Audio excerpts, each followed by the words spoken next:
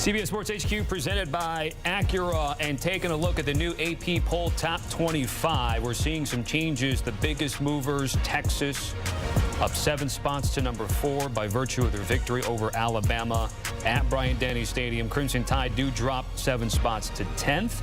We're also seeing Florida State, USC, and Notre Dame all moving up 1 spot. Let's take you now through 11 through 20. Where we're going to see Coach Prime and his Colorado Buffaloes moving up from 22 to 18. Their home victory in Boulder over Nebraska. North Carolina, despite winning, drops 3 spots. UT also dropping with a 2-0 record. And then just rounding out the top 25. By the way, they're Utah with one heck of a fight against Baylor. But here, 21 through 25 sees Duke holding steady at number 21, and then a handful of teams coming into the top 25 that were previously not ranked. We'll talk about the Pac-12 in a second. We'll also get to Mario Cristobal's Miami Hurricanes and their victory over Jimbo Fisher and Texas A&M down in South Florida over the weekend. All right, to break things down, we've got Brady Quinn. I'm Tommy Tran. So, Brady, the AP Top 25 poll comes out, and we have to start with Colorado, what Coach Prime has done. You've seen them now in consecutive weeks. Take me through the Nebraska game and where they stand now inside the top 20. It's incredible to think about a team that had a win-loss total before the season of 3.5. It was now up to 5.5 before week 2. That number is going to keep climbing. They should take care of business versus Colorado State. But look, this is a team that's led by a quarterback that's a legit Heisman candidate in Shedeur Sanders, Deion Sanders' son. We need to start calling him either the primetime, the second, primetime junior something. He's accurate. He's a good decision maker. He can buy time, create with the football, and he can handle pressure. You got a lot of pressure versus Nebraska in the first half of this game. Colorado really struggled with that 3-3 stack defense that Nebraska presented them. However, after some turnovers, after some adjustments, after the first half, they were able to open some things up for some bigger plays. But Colorado is a legitimate team to look for, being bowl eligible, but also competing within the Pac-12. Now, their truest test is going to come here in 2 weeks versus Oregon.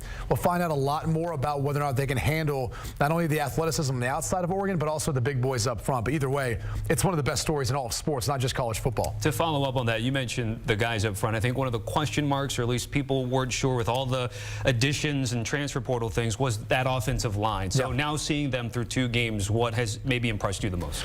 Well, what's impressed me the most is how they've been able to perform well enough to be able to give Shedeur Sanders enough time and a little bit of an semblance of a run game. Now, it's nowhere near where offensive coordinator Sean Lewis or even Deion Sanders, for that matter, would like it to be. But the big thing is they're healthy. The problem with the first-string offensive line is they have no room for error. They can't get hurt. They can't miss any time. They don't have a ton of depth there. So that's more of the concern moving forward is, can this group continue to stay healthy? They run more of an up-tempo offense, more of a spread offense. They're going to have more plays out there than some of the other teams that traditionally would huddle or maybe run the football a little bit more, especially with the way they throw it around. And that's going to equate to more plays, more opportunities to potentially get injured. But that's the biggest concern, I think, really for Colorado in general, is their first string of talent is solid enough, obviously, to get to a 2-0 point, 3-0 point. Then we'll see. It's then really more about, can they stay healthy throughout the entire course of the season?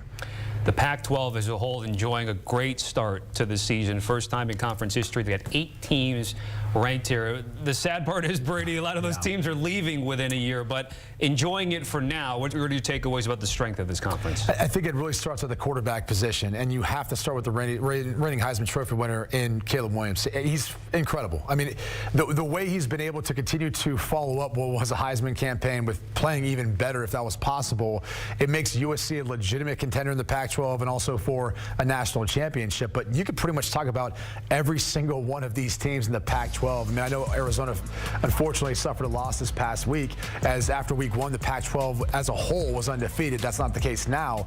But top to bottom, Michael Penix is up there right now with the way he's carried the Huskies with that aerial attack. We haven't even seen Cam Rising yet for Utah. That they battled out, got a great win versus Baylor with their backups, Bryson Barnes and Nate Johnson, had a big touchdown at the end. Bo Nix continues to carry Oregon, that high-powered offense. DJ Uiagalelei and Oregon State looked legitimate. We talked about Shedeur Sanders. Dante Moore looks to be that true freshman coming in for Chip Kelly's UCLA team that now has got a guy who can spin it out there and spit the football around. So it doesn't matter who you're talking about in the Pac-12. It's the best conference for quarterback play, and that's why you're seeing 8 teams in the top 25 right now. As far as the game goes, in terms of a marquee game, 2 weeks ago it was Florida State LSU. This past weekend, last night, it was Texas and Alabama. Let's start with Coach Sark and what he's been able to do, go into Bryant-Denny Stadium and take care of business. It just usually doesn't happen against Alabama. And for Coach Sark to be able to get that monumental of a win in a year where they're picked to win the Big 12, they're picked, kind of was one of the favorites to deal with all the pressure that comes along with that and go in and beat, really his mentor, if you will, or a mentor of sorts, given the time they spent there.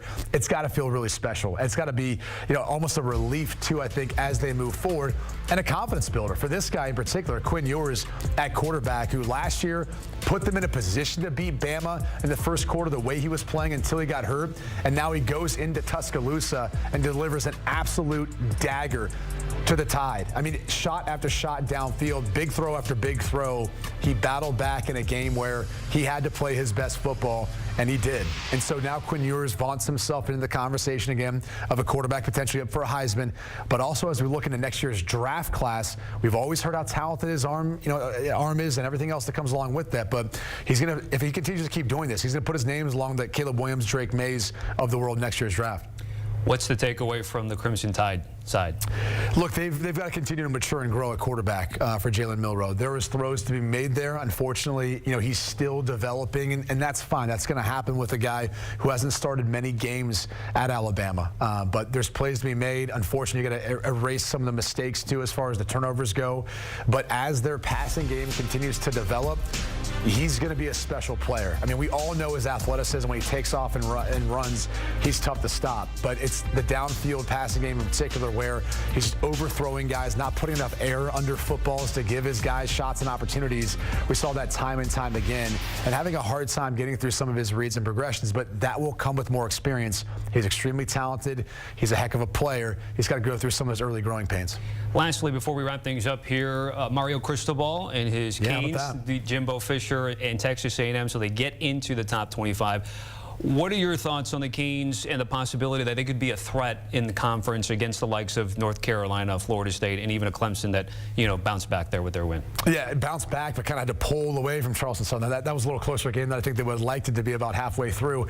All the credit in the world to Mario Cristobal and his staff. This was a game where, honestly, I thought going into it, Texas A&M looked like the better team. The field felt like it was a little slanted more towards that defensive line for A&M that's billed being so talented, going up against a Miami offensive line that might be giving up some pressure.